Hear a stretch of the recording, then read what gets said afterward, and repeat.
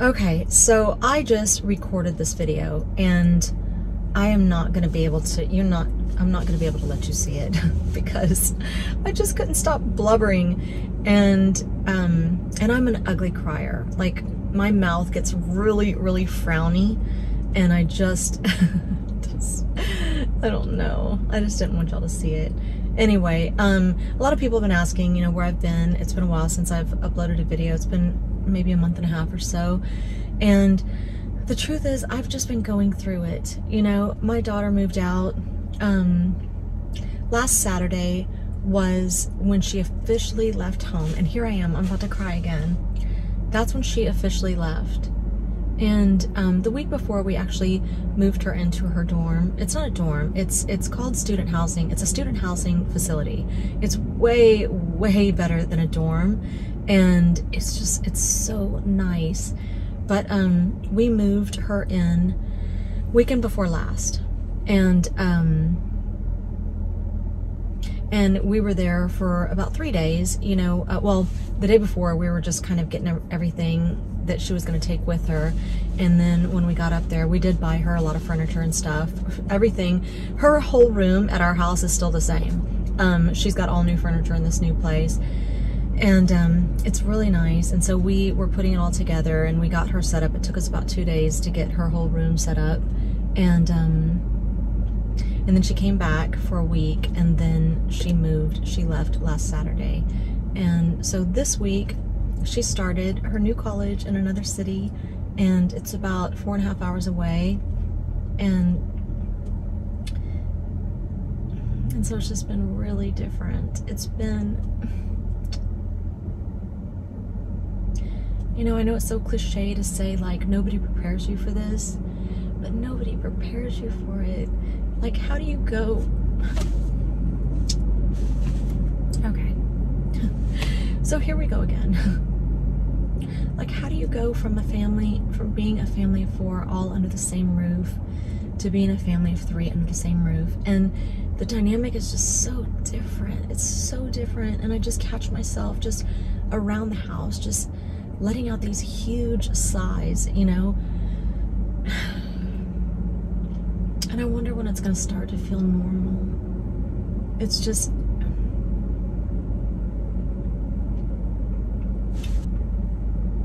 So needless to say, most of the summer has been just getting ready and preparing her for this, you know, move and this transition. And, you know, we tried to make it as seamless and as comfortable as possible. And it's so weird to do that because we didn't want her to go. You know, we know she has to go. We know that it's best for her to go, but it's almost like I keep the one phrase that just keeps like repeating over and over in my head. It's gonna make me cry. It's just that I don't feel like I had her long enough. I don't feel like 18 years was long enough.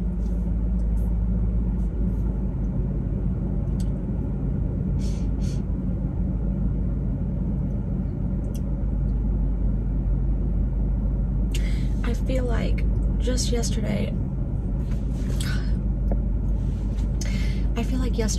I was just preparing for her arrival, you know? I feel like my screen just dimmed for some reason. But it feels like just yesterday, I was preparing for her arrival. I've got this little video and I might insert it because it's kind of cute. It just kind of shows just how much I wanted to be a mom before I was even a mom. And God, I took my job so seriously. I still do. And I always will. I always will. But even, you know, now with my son, he's the only one in the house. He's gonna get so sick of me. But anyway, this video clip is just me very pregnant. I think I was 36 weeks pregnant, and I was just talking to the camera. This was before social media and stuff like that. And I was just talking about how excited I was to meet my daughter and how much I loved her before she was even born. Basically, I just wanted to document how I feel about my pregnancy and how it's just changed my life. So basically, I have never been more excited about something in my entire life. I'm so excited about being pregnant. I've wanted to be pregnant for so long, and it's pretty much like a dream come true. And she just moved.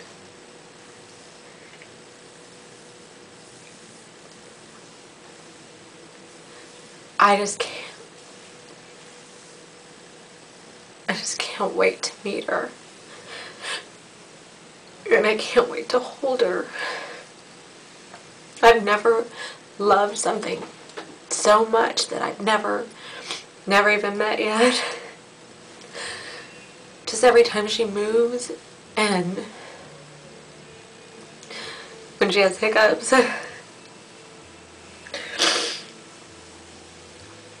when she's just getting comfortable, I just fall more and more in love with her.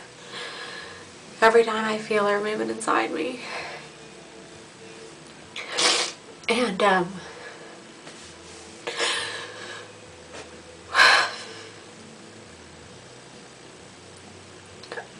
I just think that I'm going to be a really good mom. I think that I have a lot to give to my daughter. And I've had some great examples. My parents, as well as Stephanie and Jasmine, and watching them become parents. And I just love that me and Rich are doing this together. Everybody who knows me knows how much I love Rich and how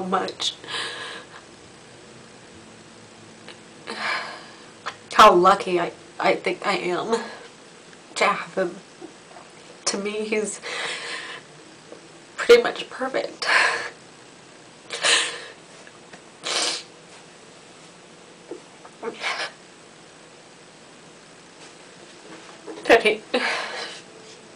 I tell him all the time that I don't know if he believes me. So to be able to share this with him, for us to be able to create a baby together, it's just, I feel like I'm living some sort of fairy tale or fantasy. I'm just so happy. I'm so blessed. And you know, I wondered why is it that I feel like my life is so perfect, because I really do feel like I've got such a perfect life. And I know now it's because of my dad and my grandma and my grandpa and my grandma's dad and just generations of ministers in my family. It's because of them that I am so blessed, because of how much that they've honored God and loved Him, and because of them, you know, I benefit from all that they've done. And I'm going to teach my daughter the same thing. But I'm just a very happy person. And I know it doesn't seem like that right now because I'm crying, but I'm crying out of happiness. Out of happiness because I feel like I have a perfect family, and because I feel like I have a perfect husband, and I just, you know, I'm about to have a perfect family of my own with my own daughter, and Rich and I are going to be parents, and hopefully we'll be together forever because I love him so much. So that's it. That is how much I loved her. And I, you know, I feel like I've been accused of like coddling my kids and being overprotective and, you know, being a short order cook and all these other things. And I am all of those things. I was all of those things. I still am. Like, you know, both of my children, I served them breakfast in bed for most of their schooling. Now, my daughter Aubrey, this is what's so funny, because my son's a sophomore now and I still feed him breakfast in bed every morning before school. But my daughter, when she started middle school, she decided that she didn't want to be served in bed anymore. She didn't want, her biggest fear was that kids at school would find out and she would seem spoiled. And it's so funny because whenever I was her age, if somebody would have been like, oh, you're spoiled, I'd have been like, okay. I would have been like, and, but I wasn't spoiled. But she definitely is spoiled. But she didn't want, you know, other kids to think that about her. So she started to eat breakfast at the bar, and she would hang out with me every single morning while I made her and her brother's breakfast, and then I would take it to him in his room, and then I would make both of their lunches. And right now, like, those are the times that I miss the most, because every single morning from 6th grade, or yeah, middle school, 7th grade, all the way up until she was a senior, we would spend every single morning together, and we would have the best heart-to-hearts, and she bounces every single idea and thought that goes through her head off of me and my husband. Like, we are so close with my daughter, and she'll say the same thing. There's nothing in this world that she cannot come to us with. As a matter of fact, there's some things that she talks to me about that I'm like, no, I don't want to hear that. I don't want to hear it. But yeah, she's very comfortable just telling us everything. And I love that because we are so close. We are closer than any mother and daughter could possibly ever be. She is literally like a sister, best friend, and daughter to me. Like, she knows that I'm the mom, you know? Like, if she talks to me disrespectfully or something like that, I'm going to, you know, stop her in her tracks immediately and correct her. And she's so quick to be like, I'm sorry, I'm so sorry, you know? And I love that. I love that we have such a close relationship like that. You know, I did coddle, I still coddle both my kids, you know, like all the time that she was with us, and she's still with us. I mean, she's still, I feel like I'm talking about her as though she's not living. She just moved out. And it feels like she's almost there still because we FaceTime every single day, like 5 times a day. But even when she was here, you know, at dinner time, my kids don't have the same taste buds, and I don't have the same taste buds as my husband. So some nights I would cook 4 different meals. Some nights I would cook, you know, 2 different meals because 2 of us wanted something and 2 of us wanted the other thing. I'm not gonna force my daughter to have pork chops because that's what we want that night if she hates pork chops. You know, I don't think that makes me a bad mom because I allow her to eat something that she enjoys. And I can tell you one thing, she's never gonna think I'm a bad mom because of that.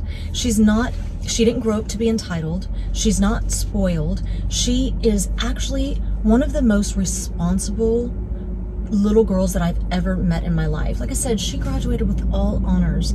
She was in the top 13% of her class. She got into the school of her choice. She's not a procrastinator. She's not spoiled. I mean, she is spoiled because we have spoiled her. You know, I didn't get a new car when I started driving. She got a brand new car. I didn't have all the latest and greatest electronics. She has all the latest and greatest.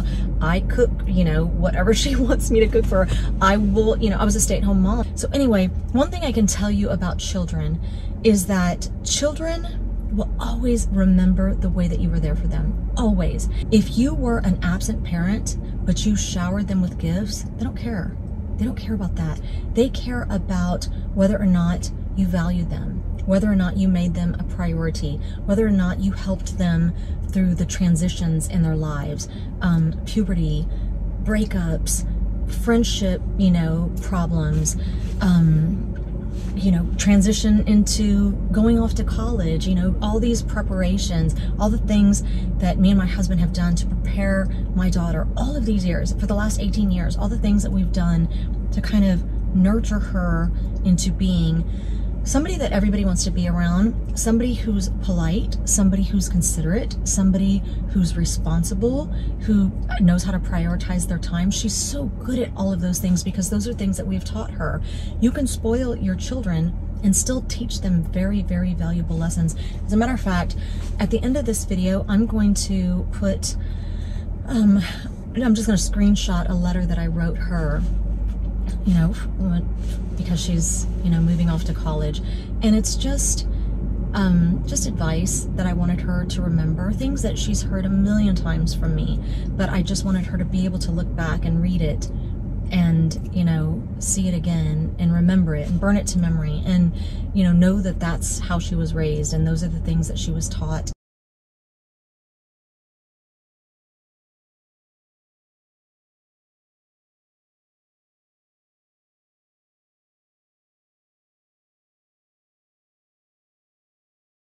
I've always told her just how proud I am of her. That's one thing that I've, with both my kids. I mean, I might say it even too much because I am. Anytime they make, God, they make me proud so much, like both of them do. And I feel like it's very important to let your children know that you are very proud of them. But what I was saying earlier is that kids are going to remember how you treated them when they were little. And I read, it wasn't a quote, it was actually a comment that I saw on a woman's post because her children had, what do they call it when they just go no contact? Her children had gone, all of them had gone no contact with her. I'm like, I think that's a you thing. If all of your children went no contact. So she goes on to admit in this video how she was kind of absent and she wasn't always there for her, but she was going through her own things and da-da-da-da-da, and she was young and all the excuses, you know. And then somebody in the comment section said, the way that you treated your children when they were young is the way that they're going to treat you in old age. And I'll tell you what, I bet you my daughter's going to have me in the nicest facility ever, being pampered and lavished with, you know, all sorts of, she's probably going to have me in her home, not in a facility, unless I want to be in a facility. I bet she'll make that happen if that's where I want to be, because I don't like putting people out and she knows that.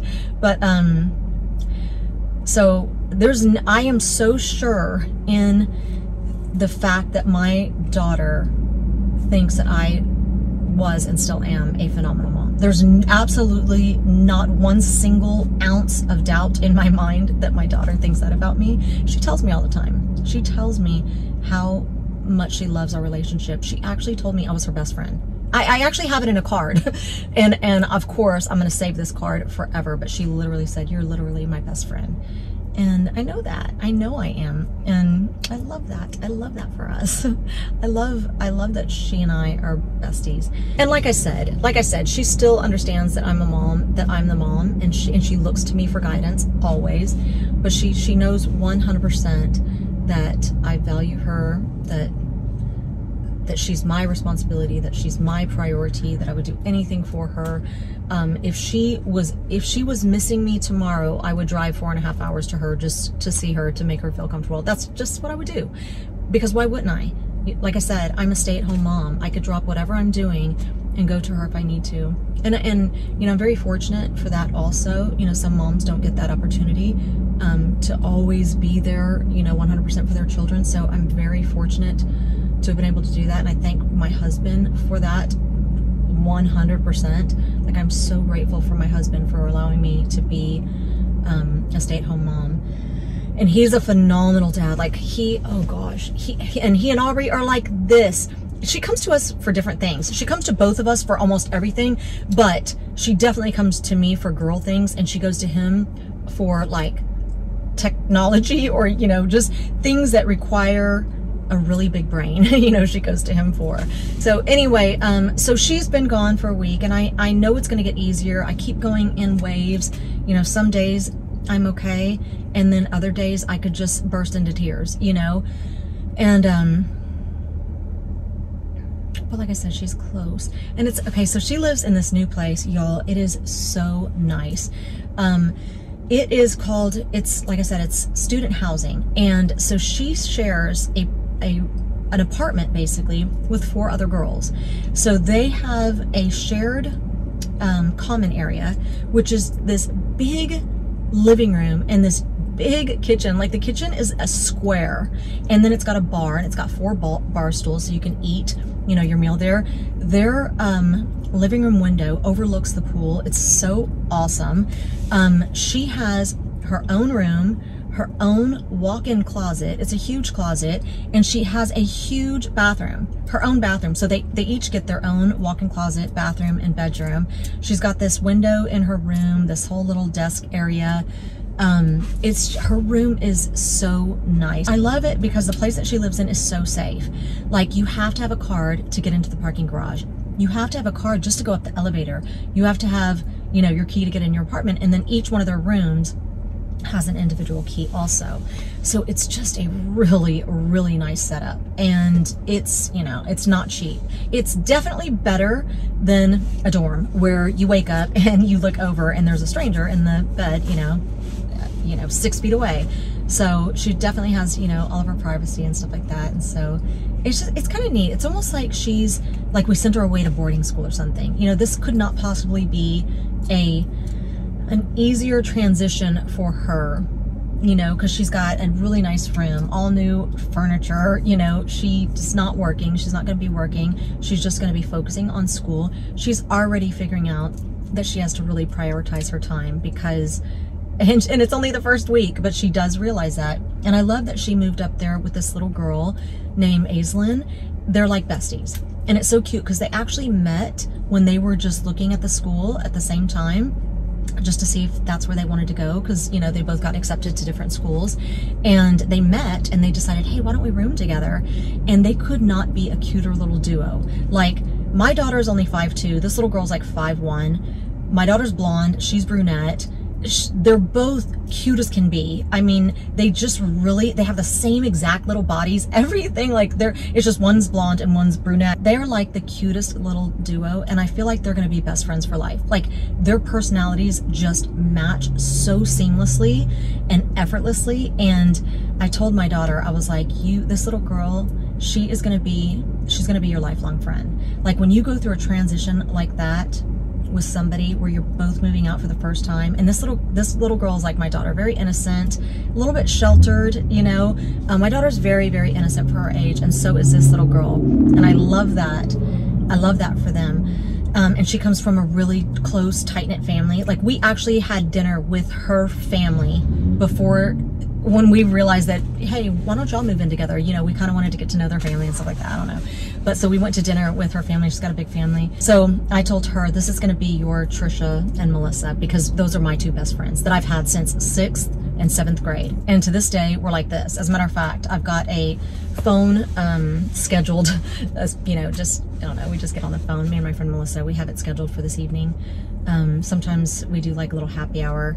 But she quit drinking. She quit drinking like a year ago, so I may or may not whenever we hang out and talk tonight.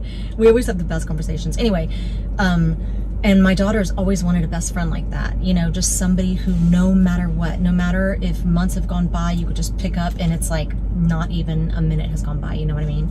So she's doing great so far, and I feel like I'm doing a little bit better. And I feel like this video went much more smooth than my last video because I was just blubbering so much. My eyelashes went totally flat. I had to try to recurl them. And I feel like they still are kind of flat on the ends. Anyway, so it's just been a transition, and it's just very different. And it's just, man. So anyway, that's all I have for you today. Next week, I'm going to put up a get ready with me, and I bought some new foundation, and it was on, I'm not going to tell you who, I'll tell you in the next video, like where I got the recommendation from, but I just love it. I'm wearing it right now. It's so beautiful. And so anyway, you'll have to stay tuned to know where I got it or what it is. And it's drugstore, but I love it. It's so good. So anyway, yeah, stay tuned for that video next week. I hope you're still with me. You know, I apologize for being gone so long. And yeah. Thank you so much for being here. I hope that you are having a fantastic weekend, and hopefully I will see you back here next week.